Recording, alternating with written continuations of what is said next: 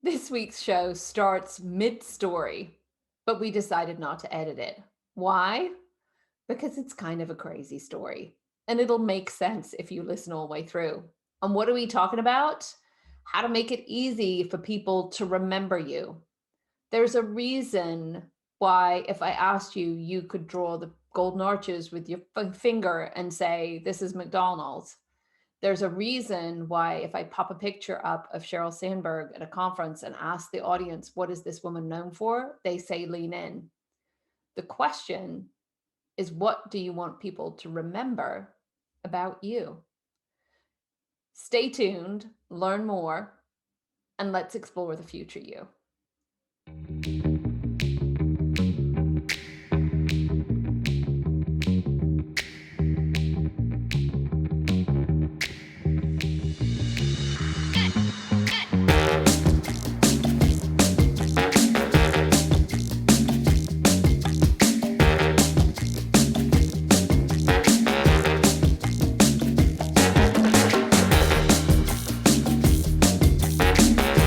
Weird and random, which was on purpose. Listen to me, I even said purple in there, which is on purpose. I'm kind of sad I didn't say the word pink because this purple guy tag, oh, I don't know how much you said, kind of still follows him today. Probably because I keep telling the story and he gets mad periodically and he goes, "God damn it, Joanna, you're making the purple story keep going." And I'm like, because it's awesome.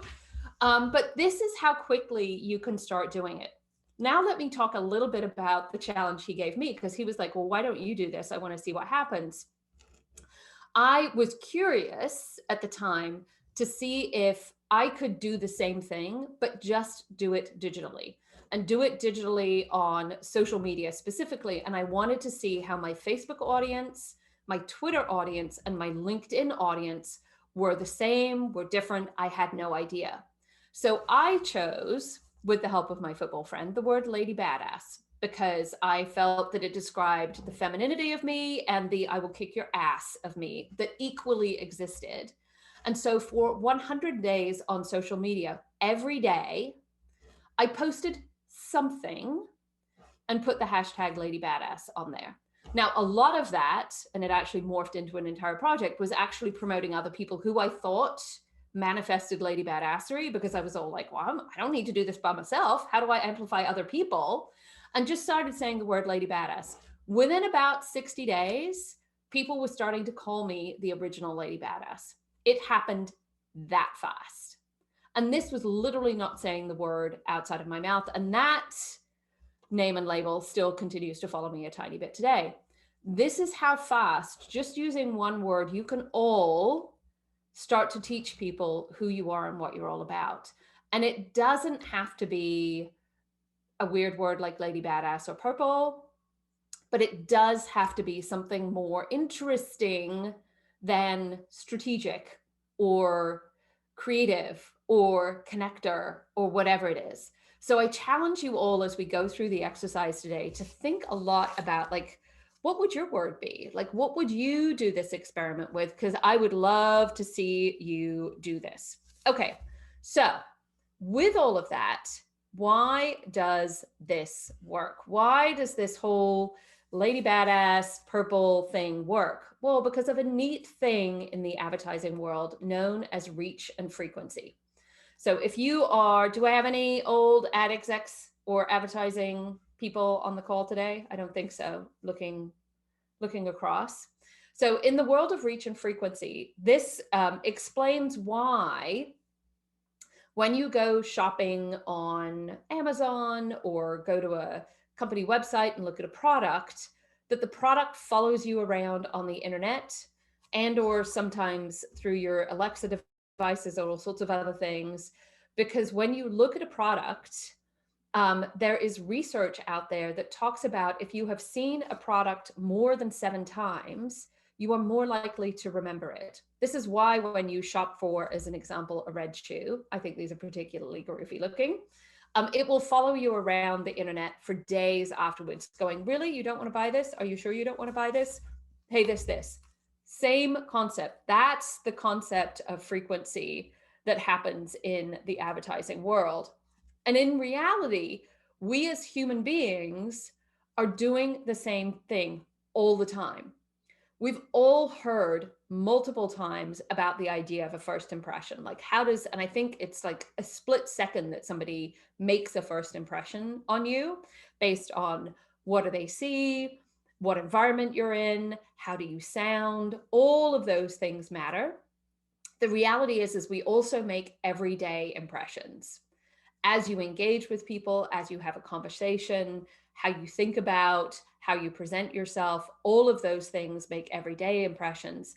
And then I will absolutely not leave off the fact that when you are exiting an opportunity, exiting a team, changing, like Tirtha, you're going to have a final impression in your last adventure, and you are going to have a new first impression in your first one.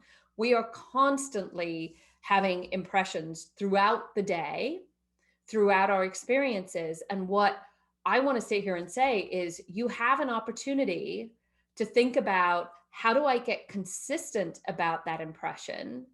Not so that I am saying, as an example, purple every single time, but being intentful and saying, okay, as I make impressions, what is it I'm trying to teach people? And how do I make sure that I'm just leaving a little breadcrumb of the impression that I want to leave? Like, I think, and I will give an absolute shout out to Dawn on this call. So Dawn very subtly leaves an impression with her hair color. Everything she gets on here. It's one of the things that I always look to.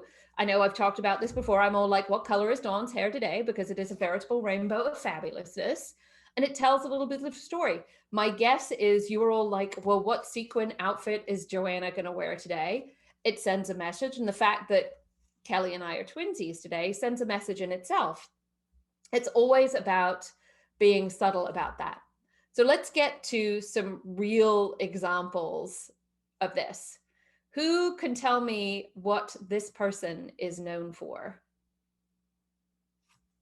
We got a hand go up.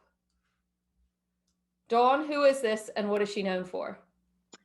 Sheryl Sandberg, and probably known for Lean In or Facebook or her Option B book. Congratulations on naming her second book the right title. Quite frequently people call it Plan B, which, as we lady people know, is not actually quite the thing. But yeah, it's been, I think, 12 years since Lean In came out, and it's still the primary thing that people are known for. This is her version of purple. Another example. What was, I should say, this person known for, and who is she? Who wants to throw out on this one? Anybody? RBG and her neck piece. Absolutely. This is many beautiful neck pieces. It is a beautiful neck piece. And you guys almost match today, I would say right now, Joan. So what I think is interesting about Ruth Bader Ginsburg specifically is, one, her way to make an impression was incredibly thoughtful. Her colors were actually the story she was trying to say, which reminds everybody that it doesn't necessarily have to be a verbal thing. It can absolutely be a visual thing. This was done with so much intent. It just, I think, like, this is such a perfect example of what it is I'm talking about. Here's the other thing is, so often we hear when you talk to people who talk about branding yourself and how do you present yourself and the need to do things on social media, is often there's a bit of a belief is that the loudest person is the one who wins. And what I particularly love about Ruth Bader Ginsburg is, I think we could all agree that loud is not a word we would use to describe her. Alpha is also not a word we would use to describe her. Generous, collaborative, brilliant, all of those words. But what was really consistent about her, and what I really respect, is it was clear from like the get-go that she understood how to, and especially through a really interesting period of women's rights and the law, how to balance both the need for appearance, but also the truth in herself. And so whenever anybody comes to me and they're like, oh, I just, I don't think I can be out there and too self-promoting, I'm like, this is the poster child of how to do this right. There are lots of other people on the planet who I think, Steve Jobs was very intentful about the story. You've also got some characters who you're like, whoa, this didn't work. So Elizabeth Holmes of Theranos, maybe not so much. And all the way through to, I've been talking offline quite a bit about my awe and respect for a woman named Gwynne Shotwell, who, if you don't know who she is, you should look her up because she's awesome. And I would also say that with Gwynne specifically, what is it she wants to be known for? How does she put herself out there is incredibly intentful as well. And the thing about being intentful is it means that you get to choose what you want to put out there as opposed to other people choosing it for you. And I will use one last example that I wasn't planning on talking about on the show today, but as I was prepping, doing kind of my little empty my brain, get ready for the moment, I watched the teaser trailer of the Netflix show for Taylor Swift. And spoiler alert that isn't a spoiler alert, the message of the show is that she was being, early in her career, who everybody else told her to be. And in that, she wasn't winning and she was miserable. And she took a year off and hid and redefined herself and decided she was going to be who she wanted to be on her own terms. And I just want to remind you, she just won a bunch of Grammys for Best Album and really is now entering the space under her own terms. And when I talk about being ambitious for all of you, whether you're watching today or watching in the future, this is the thing that I am hoping for you. It's actually taking agency over who you are and what you're all about that starts to make this manifest. So what else is it I want to say on this area? Yeah, I do also want to give, I know I've talked about RGB and Sheryl Sandberg and now Taylor Swift, who are all famous people and we all know. I also want to give a really practical example because I had one this morning with somebody who is going through the Executive Future You program with me at the moment. And as we've been going through the program, like the first phase of the program with me is we have a whole conversation around what are you ambitious for? Like, what is it you were trying to manifest? And not for the, what do we need to carve on your headstone sort of conversation, but like, what is the goal of right now and where you are in your career? And ambition is as unique as your fingerprint. There are no wrong answers here. And then we go through a step where we say, okay, now we know what you want to do. Let's do some market research around the product of you and what people are saying in the room that you're not in. And for the person I was talking to this morning, where we came down to like, what is she ambitious for, is in her next role and opportunity, she wants to build something from scratch. Now, she doesn't need to be the idea person, but she wants to be the, here's an idea, how do we take it from inception all the way through to execution? And in doing the market research for her, the whatever they throw at her, can she build it from scratch thing is not an issue.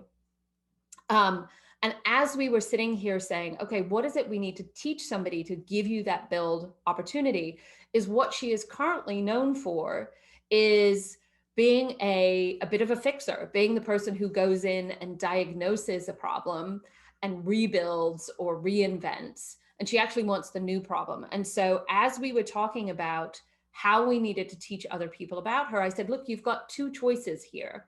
You can either message, you can give me anything and I will figure it out.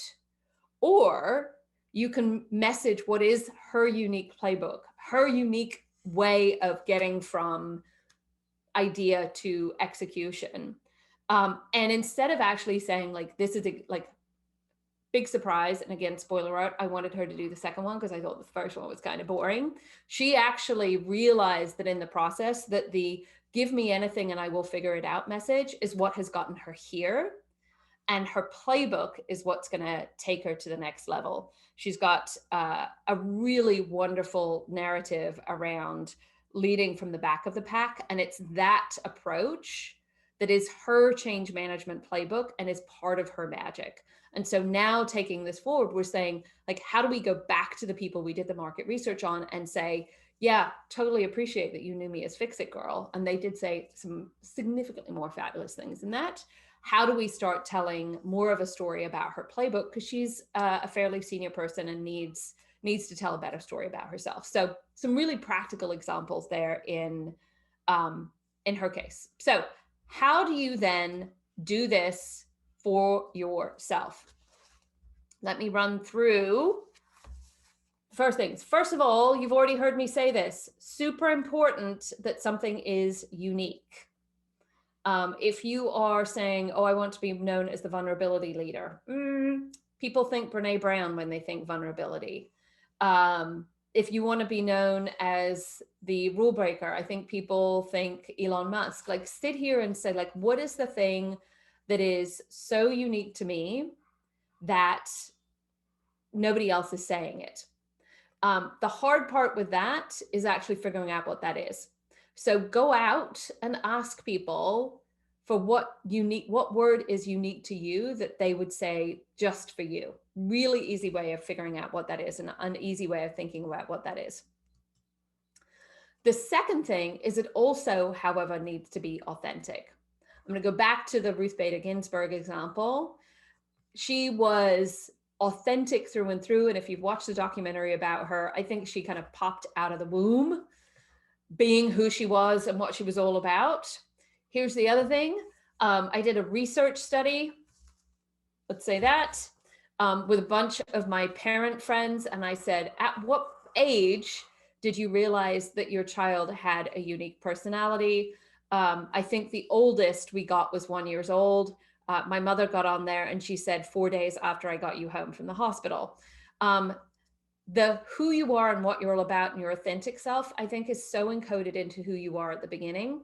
The problem is you've been with that person your entire life. So again, sitting here and saying, like, how do I do research around who I am and what is the authentic me is a really great exercise if you're struggling with what is the answer to it.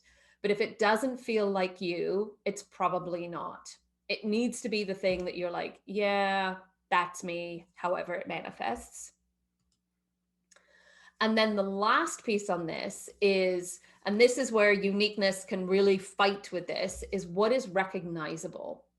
Because when you think about what language you want to talk about yourself, how you want to teach people, the result has to be unique enough to not be boring, authentic enough to be the truth, but also recognizable enough so somebody goes, oh, I get that. I understand it. It's part of why I run around and call myself a potentialist, an aspiring fairy godmother, because I don't think a lot of people are saying that. And they're like, wait, what? But they kind of recognize what potential is. Potentialist isn't a word. And they kind of know what a fairy godmother does and how those two coexist. People are like, wait a second, what are you talking about? Let me find out more. And I will also tell you here, and this is, as a woman in the workplace, I am going to call this out. I personally really struggled at the beginning. I still do to a certain extent with calling myself a fairy godmother to CEOs and especially in what I will describe as the alpha male character.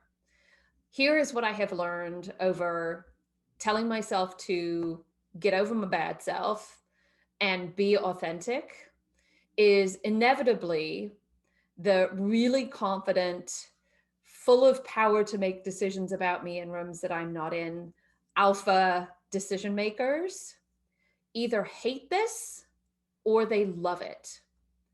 And if they hate the potentialist fairy godmother, they're never going to be a good customer for me.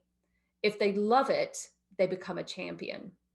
And this is what I mean about being unapologetic about who you are, but not in a ego-driven way, in a very generous way, and really going out there and talking about who you are and not worrying about the people who won't like you, but worrying very much about the people who will. And it's become one of the most effective tools for me to figure out whether I can actually deliver on my promise to people is how they react immediately to the concept of potentialist and fairy godmother. Because if it is a negative reaction, then they're not ready to hear the rest of the story that happens with me. So super important to be real and honest with yourself. And I practice what I preach here. So let's practice what we preach with all of you guys. And I'm trying to turn off the stop share.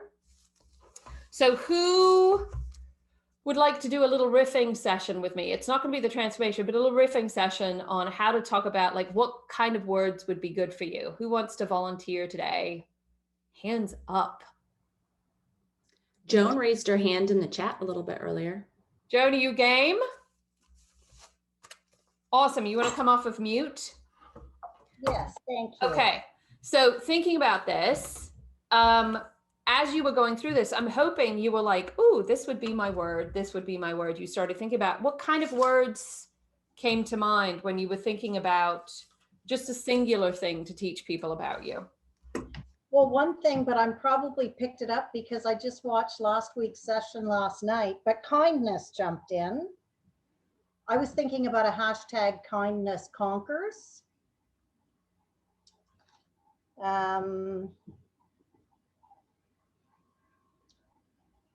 Anything else?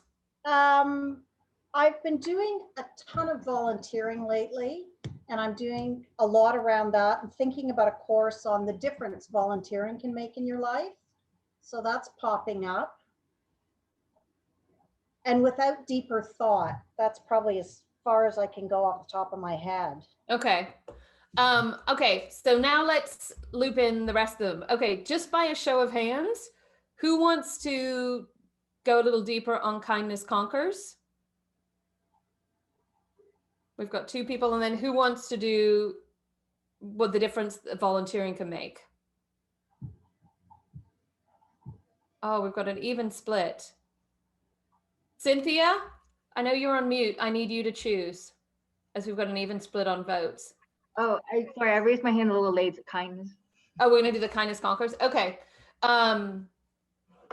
Talk to me a little bit about, so kindness and conquer, I really like because they are words that don't usually come together. Like conquering is usually some crazy person saying, I'm going to take over your space. Why the 2 together? Because I think kindness can be a very powerful thing. Okay, but why conquers over something else?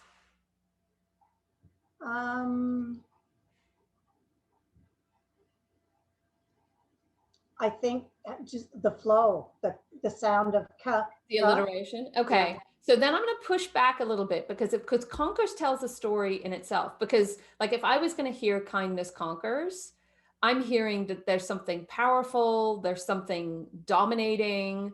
Although the word kindness is obviously not a dominating thing, there's a bit of incongruity going on there. Yeah. So, and I know that the dominating and the power thing is not actually who you are and what you're all about. So maybe like the alliteration isn't the path to go with this. I'm also, and yes, I'm about to call you boring. The word kindness is a tiny bit overused. Mm-hmm. And I come back to, as you are teaching people about you and what you're all about, what is it you want them to remember?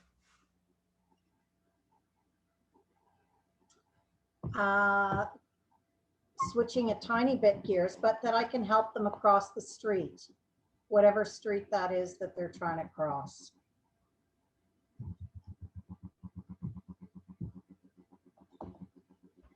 And do it with kindness.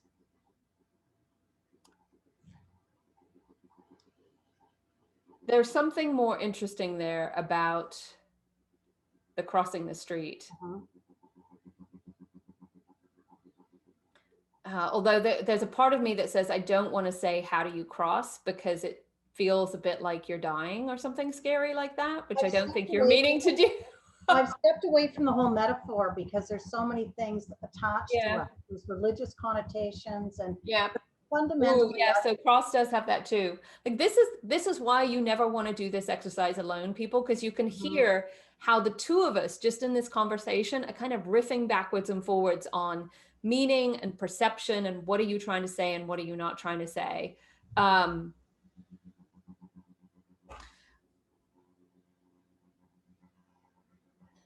There's the word assist that says partnership.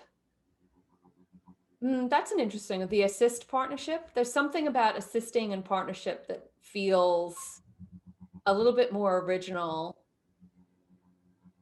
Assist, if you want to do the alliteration, like assist and then like an action word, maybe not assist action.